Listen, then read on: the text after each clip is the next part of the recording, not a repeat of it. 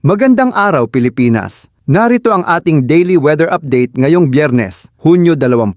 Ihanda na ang payong at maging alerto, lalo na sa ilang bahagi ng bansa na maapektuhan ng mga kaulapan, ulan at posibleng pagbaha. Ayon sa pinakahuling ulat ng Pag-asa, dalawang pangunahing weather systems ang umiiral ngayon. Intertropical Convergence Zone o ITCZ na nakaapekto sa Mindanao at ang easterlies o mainit na hangin mula sa silangan na siyang nakaapekto sa natitirang bahagi ng bansa. Simulan natin sa Mindanao. Inaasahan ang maulap na kalangitan na may kasamang kalat-kalat na pag-ulan at pagkidlat-pagkulog dulot ng ITCZ.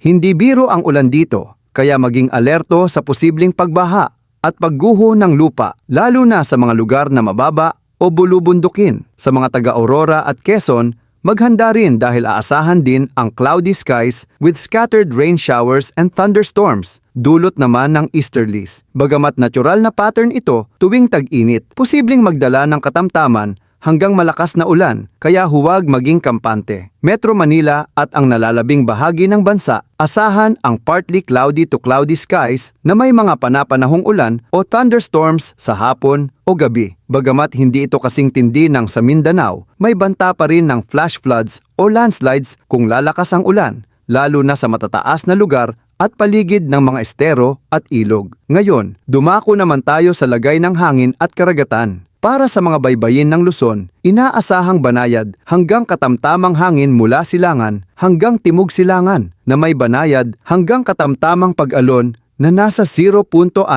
hanggang 1.5 metro. Sa mga karagatang sakop ng Visayas at Mindanao, light to moderate din ang hangin pero mula southeast to east na may pag-along aabot sa 0.6 hanggang 1.2 metro. Ibig sabihin nito, ligtas pa rin sa paglalayag ang maliliit na sasakyang pandagat pero huwag pa rin magpabaya, lalo na kung may dalang ulan at kulog. Paalala sa publiko, kung kayo ay nakatira sa mga lugar na laging binabaha, panatilihing nakamonitor sa mga advisories ng LGU at ng Pag-asa. I-charge na ang cellphone, ihanda ang emergency kit at huwag balewalain ang pag-ulan kahit papansamantala lang ito. Dahil ang baha, minsan ay bigla ang dumarating. At syempre, kahit hindi masyadong inuulan, ingat pa rin sa init lalo na sa umaga. Uminom ng maraming tubig at kung kaya, iwasang lumabas sa tanghaling tapat. Yan ang lagay ng panahon ngayong araw, Hunyo 20. Para sa mas updated na ulat, bisitahin ang opisyal na website ng Pag-asa o tumutok sa susunod nating weather update. That's your update ng panahon ngayon araw.